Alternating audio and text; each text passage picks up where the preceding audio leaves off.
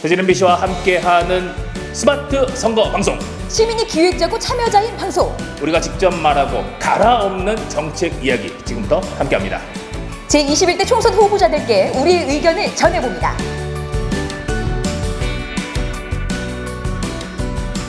오늘은 MBC 토론 테이블을 진행을 하려고 하는데 총선 관련 주제에서 기후위기 이야기를 빼놓을 수 없을 것 같아요. 그래서 오늘 이렇게 다양한 분들 모시고 이야기를 해보려고 하는데 소개를 한 번씩 돌아가 주시면서 해주시면 좋을 것 같습니다. 지금 대덕 마을 에너지 활동가로 활동하고 있고요. 녹색연합에서 함께 진행하고 있는 다행공방이라고 해서 쓰레기가 전혀 나오지 않는 재활용을 해서 지구에 조금이라도 환경에 좀 더 그 해를 끼치지 않는 삶을 살고자 하고 있는 송순옥이라고 합니다. 반갑습니다.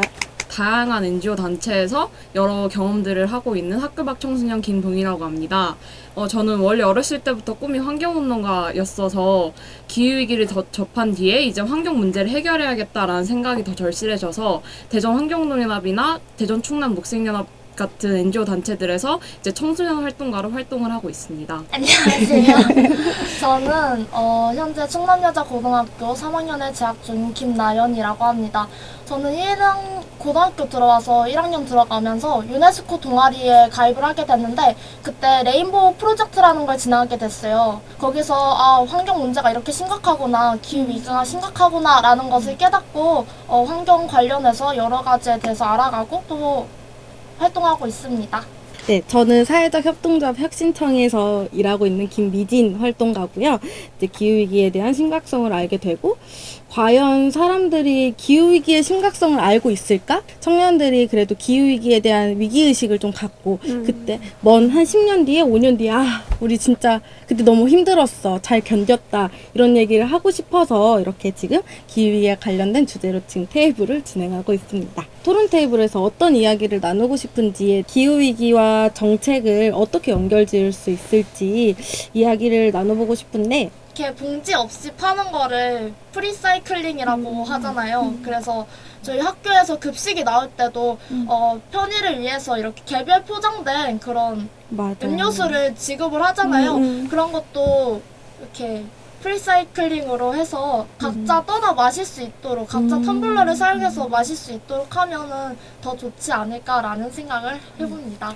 네, 거기에 정책적으로 또 한 가지 이야기를 하자면 아까 먹는 수돗물 얘기를 했잖아요. 네. 근데 사실은 수돗물이 굉장히 질이 좋다고 해요. 대한민국의 수돗물은. 그런데 그것이 이렇게 오는 과정에 관이 노후됐다든지 그리고 수돗물에 대한 인식이 되게 그동안 우리가 안 좋았던 점들이 많잖아요. 그래서 인식 개선을 위한 정책과 수돗물을 먹는 물화하는 정책들이 되게 필요하다고 생각하고요. 그리고 학교 내에서 예를 들면 일회용품 사용 금지라든지 이런 것들, 그러면 페트병을 들고 올 게 아니라 자기 물병을 가져와서 정수기에 있는 물을 따라 마신다든지, 그리고 아까 말씀하신 것처럼 급식 안에서 해결할 수 있는 여러 가지 것들이 있을 것 같아요. 일회용품이 들어오지 않으면서 지역에서 가까운 로컬 푸드를 가지고 급식을 한다든지, 아까 말씀하신 채식 선택권을 급식에서 주어진다든지. 근데 저희가 이런 것들을 하지 않는 까닭 중에 가장 큰 것이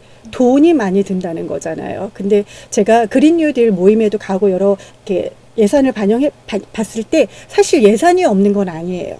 다른 곳에 쓰여서 그렇지. 그래서 그런 예산들을 제대로 쓰일 수 있도록, 그러니까 급식에 그런 예산을 반영하라고 우리가 요구할 필요도 있는 것 같아요. 네. 그러면은 지금 청소년 본인들을 지금 멸종 위기종이라고 부르는 청소년들이 만약에 이제 우리가 미래를 살아가야 할 때 이런 정책이 있었으면 우린 더 이상 멸종 위기가 아니겠다라는 혹시 그런 정책 제안 의견이 있을까요? 네, 저는 원래 되게 자전거 타는 거를 좋아하고 생활하는 편인데 우리나라는 자전거 도로가 되게 잘 되어 있는 것 같지는 않아요. 맞아요. 좀 다 차 중심이고 모든 게 다 차 중심으로 돌아가다 보니까 이제 자전거를 타고 싶은 사람들이 있을 때 되게 어려움이 많은 것 같아요. 네덜란드 같은 경우에는 오히려 차에다가 이제 자동차세를 많이 부과함으로써 오히려 자전거를 많이 타도록 하고 한다고 하더라고요. 그래서 우리나라도 그렇게 자동차세 이제 수송에서 발생하는 수송과 차량에서 발생하는 온실가스가 되게 많다 보니까 그런 걸 해결하기 위한 뭐 자동차세를 많이 부과한다 한다던가, 그리고 자전거 도로를 확대해서 자전거를 많이 탈 수 있는 사람들을 확대를 하는 것도 좋은 방법일 것 같고, 그리고 또 이제 교육적인 부분에서도 정책이 좀 확대되어야 한다고 생각을 하는 게, 아무래도 학생들은 이제 학교에서 많은 걸 배우잖아요. 근데 학교에서 기후위기에 대해 가르치지 않다 보니까 애들이 일회용품을 마구 쓰는 거고, 뭐 그냥 편안하게 엄마 차 타고 이제 이동을 하게 되는 것 같아요. 저도 그랬었고. 근데 기후위기에 대한 교육을 이제 홍순호 활동가님께 받아보니까 저도 인식이 많이 변하게 되더라고요. 그래서 인식 변화를 위해서는 이제 교육이 가장 중요하다고 생각을 해서 이제 기후위기와 관련된 것을 의무적으로 가르쳐야 되는 그런 정책들이 마련이 되면 좋을 것 같습니다. 교육을 이야기해 주셔가지고 좀 제가 채식에 관심이 많으니까 덧붙이고 싶은 거는, 너무 우리가 학교에서 음식 교육이나 식문화 교육을 받았을 때 항상 이야기하는 게 막 탄단지, 고기, 육류 이런 것들을 위주로 배웠을 때, 뭔가 채식과 기후위기에 대해서 그 교육을 받으면 정말 좋겠다라는 생각이 들고, 고기가 어쨌든 가축들이 이제 아기서부터 늙어가지고 우리 식탁까지 오든 그 과정에서 되게 많은 비용이 들잖아요. 소고기 1kg를 만들려면 옥수수 7kg가 필요하고, 또 쌀을 1kg 얻으려면 뭐 그렇게 너무 고기와 쌀의 비유가 너무 큰 거예요. 비유? 어쨌든 그랬을 때 우리가 채식과 식문화와 또는 기후위기 이런 교육들이 의무화된다면 좀 더 이런 기후위기가 급격하게 되는 거를 막을 수 있지 않을까라는 생각도 있고, 그리고 지금 아까 급식 선택권을 이야기를 해주셨는데, 학교 급식뿐만 아니라 이제 우리가 이제 국방의 의무로 인해 군대에 가 계시는 분들에게도 거기는 이제 아침, 점심, 저녁을 매일 먹잖아요. 그쵸. 그랬을 때 정말 아침, 점심, 저녁을 완벽하게 하루 이틀 정도는 채식으로 선택을 해준다면 많이 절감할 수 있지 않을까요? 네, 그런 효과가 굉장히 크겠죠. 현재 군대에서는 그런 게 시행이 잘 되고 맞아요. 이렇게 잘 이루어지는 않더라고요. 제가 뉴스를 봤는데 어떠한 군인이 채식주의자였어요. 완전 채식주의자였는데 그 군대에서 먹는 그 식판대로, 그 짜여진 식단대로 먹으면 한 달에 한두 번밖에 식사를 못 하는 거예요. 그러면 얼마나 배가 고프겠어요. 그쵸. 그래서 억지로 불고기 같은 걸 먹으려고 해봤는데 너무 역겨워가지고 많이 힘들었다는 그걸 보고 굉장히 충격을 많이 받았거든요. 그런 부분에 있어서도 이런 게 빨리 시행이 되면은 더 많은 사람들이 더 편하게 채식을 할 수 있지 않을까 생각합니다. 네, 감사합니다. 그러면은 지금 이렇게 갑자기 생겨난 코로나 바이러스로 인해서 기후위기나 또는 사람들이 살아가는데 많은 어려움을 겪고 있잖아요. 그런 기후위기와 재난을 같이 연결 지을 수 있는 정책 같은 건 없을까요?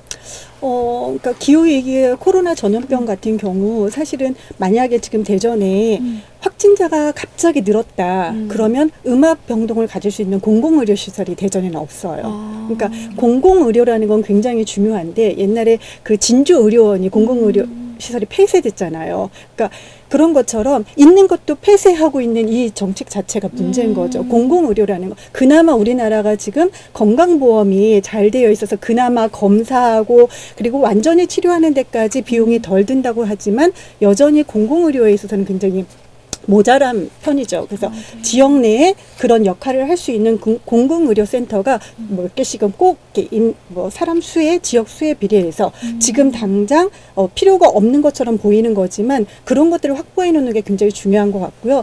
때때로 우리가 잘 모르고 있을 때 의료가 민영화되려고 하는 것들 이 있어요. 근데 그런 것들을 막아내는 것, 근본으로 의료 민영화는 일어나지 않도록, 의료가 민영화가 일어났을 때 지금 미국에서 보이는 사태가 일어날 수 있는 거고, 재난이라는 것들은 기후위기가 됐든 전염병이 됐든 어떤 재난이든 간에 가장 큰 문제는 취약계층이 더 위험하다는 거죠. 미세먼지도 그렇고 기후위기도 그렇고 돈이 있는 사람들은 어떤 경우에도 살아남을 수 있어요.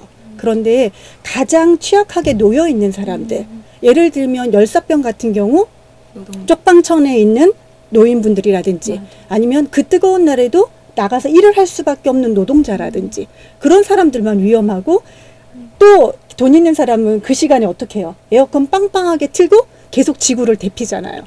항상 가해자와 피해자가 일치하지 않는다는 게 그게 문제인 것 같아요. 그래서 기후위기는 단순히 이산화탄소와 뭐 지구가 뜨거워지는 문제가 아니라 우리 사회 전반에 쭉 깔려있던 산업혁명 이후에 산업혁명 아니고 산업화 이후에 쭉 내포되어 있던 불평등의 문제라는 게 가장 큰 것 같아요. 맞아요. 네.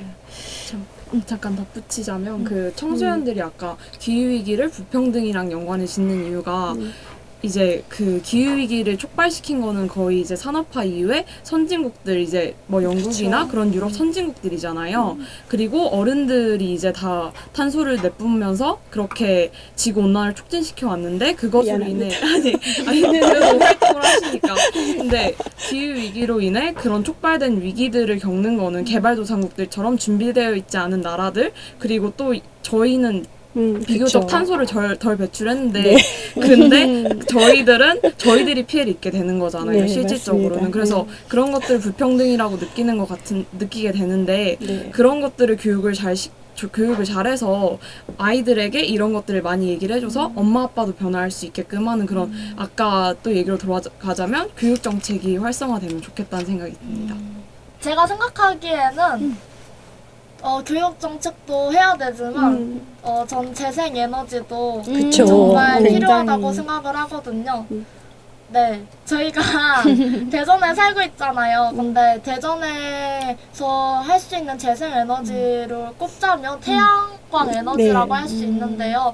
근데 태양광 에너지를 설치하려면 막 산림이 훼손되고 막 피해를 본다 이렇게 말을 해가지고 마치 막 그런 게 환경에 악을 끼치는 것처럼 말을 하는 것도 제가 여러 곳에서 좀 봤어요. 근데 네. 그게 악을 끼치는 게 아니라 미래를 위한 거라고 생각을 하거든요. 네. 그 소나무라든지 그런 나무 친구들이 이렇게 하얗게 변하고 날씨가 변하면서 점점 죽어가고 있잖아요. 그런 것보다 태양광 패널을 설치해서 태양광 에너지를 받아서 쓰는 게 훨씬 더 좋지 않을까라고 생각했어요.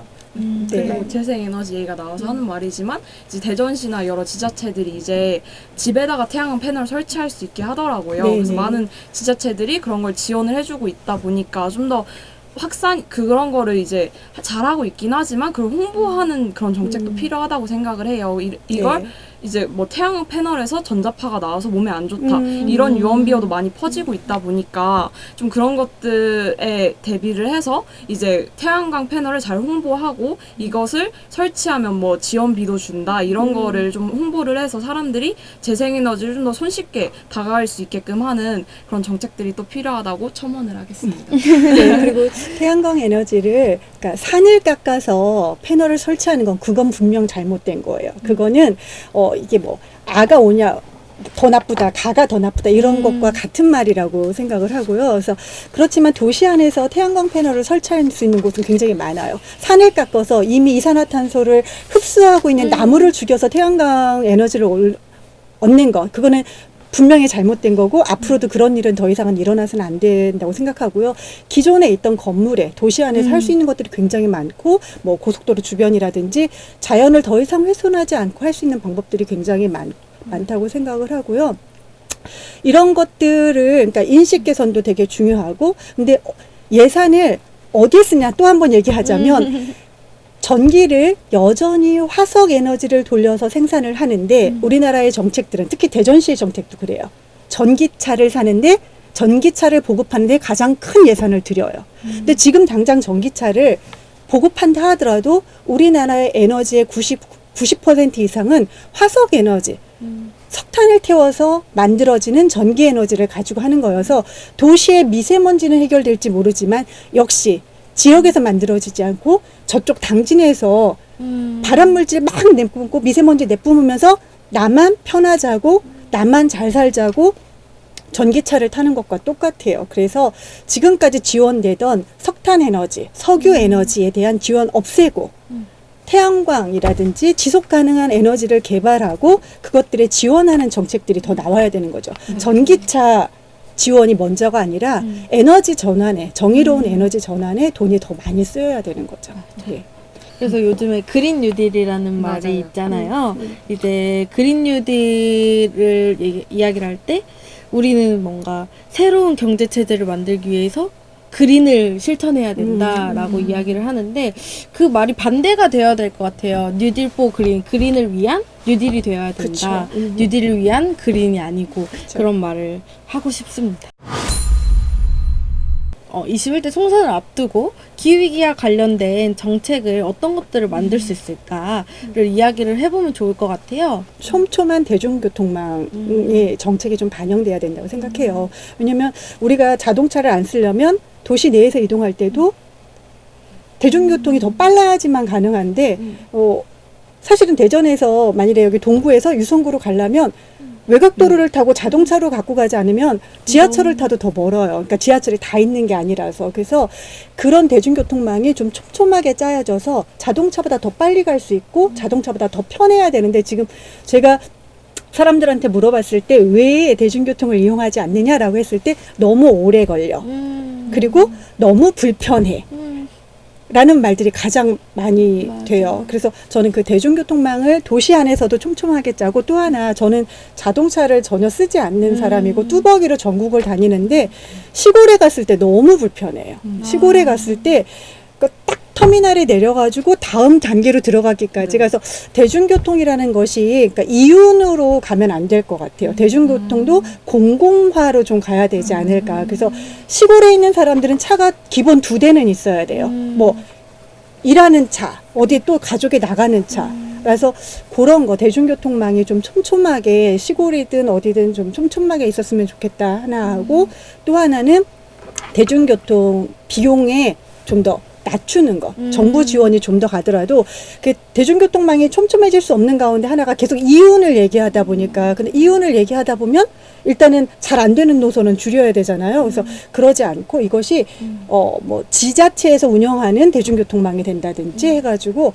아예 그 교통비 자체도 좀 더 저렴하거나 모두가 되게 편하게 이용할 수 있는 그런 메리트가 있어야 된다고 생각을 하고 또 하나는 이 중심 상가에 자동차가 들어오지 못하도록 맞아요. 대중교통 전용 도로와 자전거 전용 도로만 지나가도록 하는 정책이 필요하지 않나 생각하고 저는 그런 정책을 제안합니다. 방금 이야기했던 것들 너무 좋아가지고 막 끄덕끄덕하면서 들었는데 제가 작년에 대구를 갔었는데 대구는 동성로 다들 아시잖아요. 동성로에 차가 들어올 수 없는 오로지 대중교통만 이용할 수 있는 도로가 있는데 그거 보고 너무 부러운 거예요. 왜 우리 대전엔 그런 게 없을까? 우리는 이제 가까운 뭐 은행동에 은흥정이 거리 그 조그마한 골목에서도 막 차가 막 비집고 맞아요. 들어오고 이제 서로 불편한 상황들이 계속 만들어지는데 이런 것들을 조금 더 확대하고 만약에 차가 없는 거리를 만들었을 때 그곳을 아예 프리사이클링 가게들로만 만들면 너무 재밌겠다. 그럼 거기는 이제 기후위기를 위한 거리가 되는 거잖아요. 너무 부럽더라고요. 그리고 뭐 하나 더 덧붙이자면 이제 자동차가 없는 삶을 살 수 있게 정부에서 정책적으로 마련해서 지원을 해주는 건 어떨까. 네네. 예를 들어 지금 우리는 아파트를 만들 때 주차장을 먼저 만들잖아요. 그랬을 때 주차장을 안 만들고 거기에 주민들이 생활할 수 있는 시설을 더 만들면 그 사람들의 삶이 더 향상되었을 테고 그리고 아예 그 주거단지는 차가 없는 주거단지라고 만들었을 때 이제 탄소 배출량도 적어질 테고 너무 아쉽더라고요. 우리는 항상 주차 문제 어떡하지? 라고 했을 때 아예 차를 줄여버리면 답은 그거밖에 없는 거야. 탄소, 맞아요. 뭐 탄소 기후위기, 뭐 미세먼지 차가 없으면 다 해결되지 않을까라는 생각 때문에 뭔가 차를 없는 삶을 지원해줄 수 있는 정책이 마련되면 너무 좋겠다라는 생각을 했었는데 이제 청소년들이 바라는 기후위기의 정책은 어떤 것들을 실현을 할 수 있을까요? 청소년들이 바라는 거는 아직은 많이 없는 것 같아요. 그러니까 조금 되게 그건 아쉬운 것 같은데 저희도 깊이 생각을 많이 해보지 못했고 그런 면에서 그냥 저희가 지금 요구하고 있는 거는 이제 기후위기 비상사태를 선포해라. 왜냐하면 그걸 선포하게 되면 국회에서 그걸 선포하게 되면 이제 그거를 기반으로 많은 정책들이 이제 실행이 될 거고 이제 입법도 될 거기 때문에 좀 기후위기 비상사태를 선포해라라는 얘기를 많이 하게 되는 것 같고요. 그리고 교통 얘기도 많이 나왔고 에너지 분야 얘기가 나왔는데 건축에 대한 얘기는 안 나온 것 같아요. 근데 이제 우리나라가 되게 미관을 많이 따지다 보니까 전 되게 안타까웠던 게 유리로 다 외관을 만들잖아요. 그렇게 되면 되게 에너지 손실이 큰데 건축에서도 발생하는 이제 우리가 에너지를 다 화석연료로 사용하다 보니까 난방을 하게 되고 뭐 냉방을 하게 될 때 되게 온실가스가 많이 나오는 건 사실이잖아요. 그래서 이제 뭐 넷제로 하우스 같은 거를 만든다든지 좀 그런 걸 법제화하면 좋겠다는 생각이 들었고 또 이제 우리가 도시재생 사업이 요즘 많이 네. 시행이 되고 있는데 좀 그럴 때마다 계속 미관만 생각하고 뭐 이러는데 여기에 기후위기를 넣어서 단열이 잘 되는 이제 단열이 잘 되는 그런 건물을 만들다던가 아니면 아까 말씀하신 그 거리 자체를 아예 차가 못 들어오게 한다던가 그런 식으로 좀 도시재생 사업을 활용하면 어떨까라는 생각도 들고요. 그래서 좀 건축 분야에서도 사람들이 이제 넷제로 하우스를 할 수 있게끔 건축가들도 많이 좀 생각을 해야 될 것 같고 그거를 법제화하는 것도 있어야 될 거라고 네. 생각이 듭니다. 네. 우리나라에서도 실행된 걸 봤는데 이렇게 한쪽 벽면에 다 초록색들의 네. 이파리를 이렇게 한다든지 네. 아니면 그린 애초에 커튼? 뭐 이런 아, 네, 거. 맞아요. 그린 커튼. 그럼 애초에 재료 다르게 한다든지 그런 것들이 되게 중요할 것 같아요. 네, 네. 재료 얘기가 나와서 그런 건데 뭐 예를 들어서 어떠한 건물이 지을 때 꼭 재생에너지로만 그쵸. 그 에너지를 충당할 수 있게끔 아까 말씀하신 것처럼 그 당진 되게 우리나라는 네. 에너지를 생산하는 곳 따로 있고 사용하는 곳이 그쵸. 따로 있잖아요. 서울은 전혀 생산하지 않는데 소비만 1등이고 그런 문제들이 있어서 이제 그 건물에서 사용하는 에너지를 다 재생에너지로 할 수 있게끔 좀 자급자족할 수 있게끔 하는 것도 되게 필요하다는 생각이 듭니다. 네, 거기에 덧붙여서 얘기를 하면 그 에너지 생산을 지자체에서 예를 들면 지금은 거의 자기네가 쓸 에너지를 자기네 땅에서 만들지 않잖아요. 근데 그걸 법적으로 완전히 뭐 70% 이상은 뭐 단계적으로 가야겠지만 결국은 100%는 자기 지역에서 쓰는 에너지는 자기 지역에서 만드는 게 맞지만 그러니까 한꺼번에는 못 가니까 뭐 단계적으로 5년 안에 뭐 70%로 간다든지 이런 것들이 법제화될 필요는 있는 것 같아요. 지난번에 대전 시민 에너지 뭐 활동 워크숍인가 했는데 대전시에서 내놓은 거는 너무나 말도 안 되는 수치를 내놓고 있고 그대로 진행을 했을 경우에 2030년도 안 돼서 아마 1.5도는 지구를 지키기 위한 온도 1.5도는 넘을 거라서 지자체에서 어떻게든 70% 이상의 자기가 쓸 수 있는 에너지를 만들어내도록 하는 법안이 빨리 좀 정책이 좀 반영되어야 되지 않을까라는 생각이 좀 들어요. 저는요. 네. 네. 저는 학교에 다니잖아요. 네. 아까도 말했듯이 교과서에 환경 관련 내용이 많이 안 들어가고 있어요. 거의 배우지 못하는데 그런 것들을 이렇게 환경 관련을 하려면 저희 교육청에다가 말을 해야 되잖아요. 근데 교육청에다가 말을 해도 이게 들어줄지 안 들어줄지 모르고 또 저희는 선거권이 이번에 연령이 내려갔긴 하지만 저는 생일이 9월이라서 투표를 하지 못해요. 또 무엇보다 그래서 교육감은 저희가 붙게 해주셨으면 좋겠어요. 그러면 저희가 환경 관련 정책을 더 잘 하는 교육감을 선정할 수 있지 않을까 생각을 해봤고 또 아까 말했던 걸 좀 정리를 하자면 수돗물 식수화 그리고 교내 급식에 채식 선택권을 부여하고 교내에서 플라스틱 사용 규제하는 그런 법안을 만들다거나 아니면은 자전거 도로를 할 때 자전거도 중요하다고 생각을 하거든요. 제가 타슈를 타봤어요. 근데 타슈를 타봤는데 그 타슈가 굉장히 불편하더라고요. 1시간마다 다시 등록을 해줘야 돼요. 아니면 돈을 더 내야 되거든요. 1시간마다 가야 되는데 그게 곳곳에 설치되어 있지 않다 보니까 유동천을 달리면서도 그거를 찾아보고 중간에 나와서 그거를 다시 등록을 하고 다시 또 가서 다시 타야 되는 거예요. 그 과정이 너무 불편해서 그 자전거 타는 곳을 별로 이렇게 가지 않게 됐더라고요. 그래서 자전거 보고 원활하게 잘 되도록 했으면 좋겠습니다. 네. 그 자전거 이야기가 나와서 그런데 아까 우리나라의 교통은 자전거가 타기는 굉장히 불편하고 위험하기 얼마 전에 제가 작년에 자전거를 타고 출근을 하다가 그 자전거 도로로 올라가려는데 턱이 높아서 넘어진 거예요. 걸려가지고. 근데 너무 억울하더라고요. 그럴 거면 자전거 도로 왜 만들어놨나. 네. 이렇게 턱 높게 만들 거면.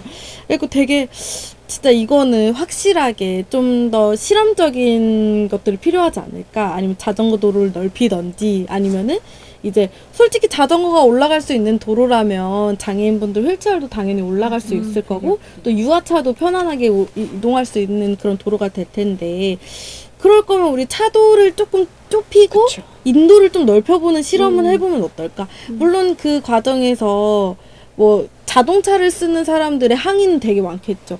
그런데 그런 항의를 감수하지 않으면 저희는 기후위기를 대응할 수 없거든요. 그랬을 때 차라리 자동차가 지금 저희 집 앞에만 해도 6차선인데 그거를 조금씩만 줄이고 우리 자전거들에게 양보를 해주고 사람에게 양보를 해주자.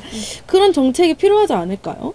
네, 그런 것 같아요. 필요한 일인 것 같아요. 저희 모든 게 사실은 기계 중심이잖아요. 맞아요. 4차 산업혁명 시대에 사람 중심이라고 하는데 사실 뭐가 사람 중심인지 모르겠고 모든 것이 뭐 자동차 우선, 뭐 기계 우선 이래가지고 좀 생각이 좀 전체로 정책하시는 분들 인식 개선이 좀 돼야 될 것 같고 아까 생각한 건데 학교라든지 관공서는 의무화, 재생에너지 생산을 의무화할 필요가 있지 않나 그거를 정책적으로 법적으로 아예 이렇게 탁 박아야 되지 않나라는 생각이 좀 들더라고요. 그리고 정책적인 것도 정말 중요하지만 그런 정책을 뒷받침해 준 건 사람들의 인식인 거잖아요. 그래서 우리들도 불편함을 감수할 수 있고 기후위기에 대응하기 위해서는 그런 것들 불편함을 감수하면서 좀 변화를 이끌어내는 그런 인식이 바뀌게 된다면 그렇게 그런 이제 입법하는 국회의원들도 사람들의 인식에 따라서 이제 많은 입법을 하게 될 거라고 생각이 듭니다.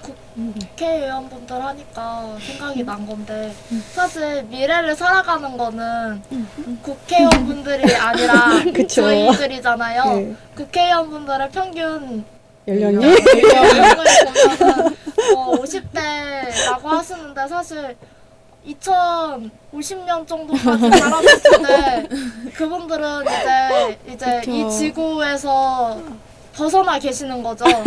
안 벗어날 수도 아, 있어요. 그렇죠. 벗어날 수 있을 수도 있는데 벗어날 수도 있는 거죠. 그리고 이미 쓸 만큼 다 이렇게 쓰셨잖아요. 근데 미래를 그거를 영향을 받아서 살아갈 미래에 저희가 있단 말이에요. 그러면 만약에 미래가 됐는데 막 빙하가 녹아서 해수면 상승하고 기후 난민들이 너무 많이 발생이 돼서 막 우리나라로 막 들어오고 우리는 그때 제주도 난민 받는 것도 그렇게 난리였는데 그렇게 또 난리가 벌어지고 그러면은 너무 안 되잖아요. 그러니까 심각성을 크게 인지할 수 있는 청소년의 입장을 많이 들어봐야 된다고 생각해요. 국회에서도 뭐 청년, 청소년이라고 하지만 실질적으로 그들의 입장을 많이 들어보는 거는 아니라고 생각을 하거든요. 그랬을 때 직접 반영할 수 있는 그런 운영 체계라든지 아니면은 그런 설문조사 같은 거를 좀 시행을 해서 국회의원분들이 청소년의 의견을 많이 귀 기울여 주실 수 있었으면 좋겠습니다.